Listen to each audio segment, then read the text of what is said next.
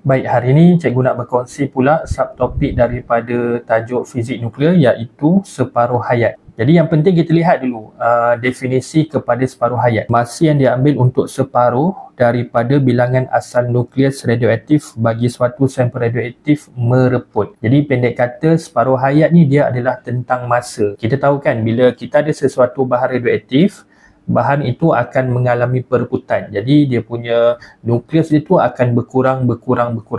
Jadi separuh hayat ni adalah kuantiti yang kita kira berdasarkan bilangan nukleus yang ada pada bahan radioaktif tu.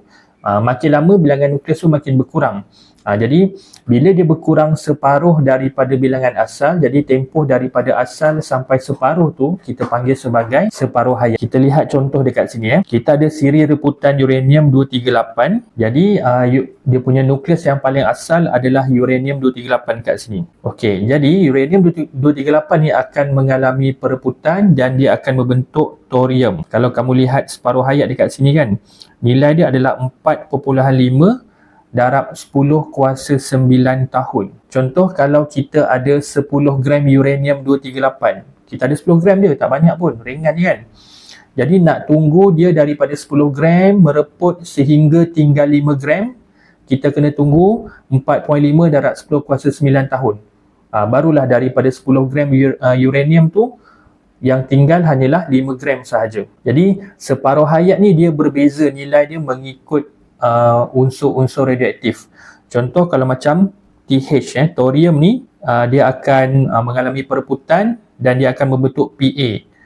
Dia hanya perlukan 24.1 hari saja. Maksudnya kurang daripada sebulan.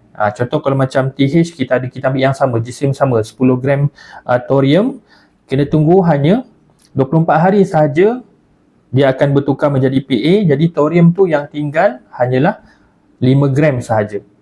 Jadi separuh hayat ni ada yang panjang, ada yang pendek. Contoh dekat sinilah kita ada uranium-238, so dia mengalami pereputan yang berterusan. Dia ada membebaskan, kalau kita lihat dekat sini ada zarah alfa, zarah beta, berbeza-beza lah. Okay. Contoh yang kita boleh nampak dekat sini adalah pereputan tu kadang-kadang dia tak berlaku sekali dia berlaku berterusan.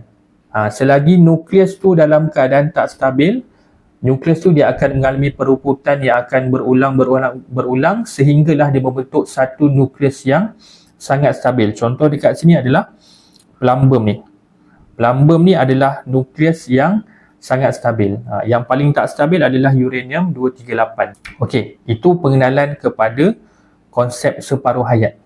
Okey, kita lihat pula macam mana kita nak tentukan separuh hayat ni daripada lengkung graf. Okay, dekat graf ni apa yang penting adalah kita nak melihat dia punya bilangan asal nukleus tu. Pintasan Y itu adalah N0.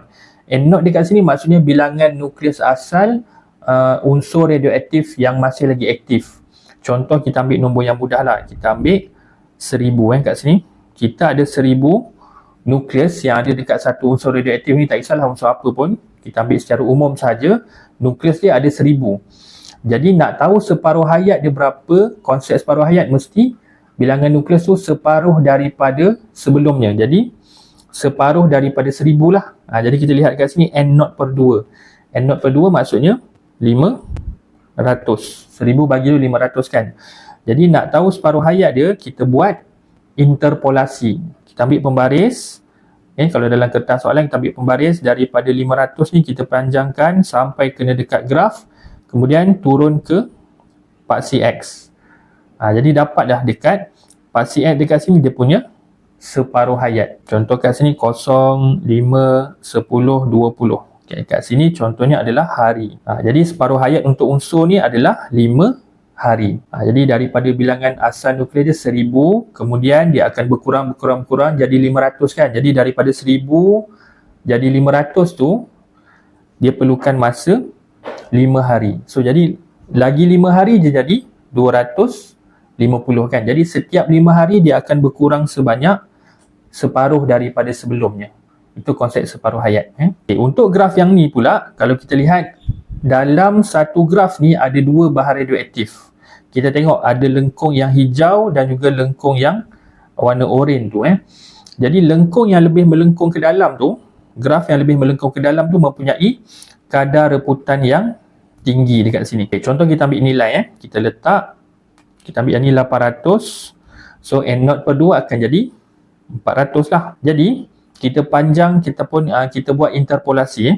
Jadi kita letak dekat sini pula, contoh kita ambil 5, 10. Okey, yang ni adalah kita letak contoh bulan. Jadi untuk yang warna oranye ni, graf warna oranye, kita buat interpolasi dan kita akan dapat separuh hayat ni adalah 5 bulan. Okey, untuk yang warna hijau pula, kita buat interpolasi juga. Kita akan dapat separuh hayat ni adalah 10 bulan. Jadi maksudnya dekat sini, lengkung yang warna oranye tu mempunyai kadar reputan yang tinggi, bermaksud separuh hayat dia adalah singkat, 5 bulan je. Daripada 800, dia akan berkurang jadi 400 dalam masa 5 bulan. Kalau graf yang warna hijau tu, kadar reputan dia rendah, maksudnya separuh hayat dia panjang. Jadi pada 800 nukleus, sehingga tinggal 400 perlukan ataupun ambil masa 10 bulan. Itu maksudnya kadar reputan yang hijau tu adalah lebih tinggi. Secara ringkas dia macam ni lah separuh hayat ni. Kita boleh lihat dekat rajah ni. Jadi untuk yang asal ni, kalau kita tengok semua warna zarah ni ataupun nukleus ni semuanya berwarna merah. Maksudnya adalah bahan tu semuanya masih lagi aktif. Nukleus tu semuanya masih lagi aktif. Jadi sebab tu kalau kita lihat semua ni merah. Okay, selepas satu tempoh masa tertentu kita dapati yang merah tu dah tinggal separuh tu dah lagi putih. Putih tu maksudnya adalah nukleus yang telah mereput. Nukleus yang telah mereput ni maksudnya nukleus yang tidak lagi aktif ataupun yang tidak berbahaya lah, yang tidak mengeluarkan pancaran. Kita boleh cakap macam tu. Jadi daripada semua nukleus yang aktif, kemudian yang tinggal separuh saja yang aktif. Jadi tempoh masa daripada sini ke sini kita panggil separuh hayat. Ikutlah dia punya nukleus tu. Ada yang pendek, ada yang lama kan, macam kita tengok yang mula-mula tadi tu. Jadi kita dapati lama-lama bilangan nukleus yang warna oranye tu semakin lama makin berkurang. Dia mesti berkurang separuh. Yang ni adalah separuh daripada yang gambar rajah kedua. Gambar rajah keempat separuh daripada rajah ketiga dan seterusnya. Kita dapati bilangan nukleus makin lama makin berkurang. Bilangan nukleus yang aktif lah makin berkurang. Manakala bilangan nukleus yang telah mereput makin bertambah. Itulah konsep separuh hayat.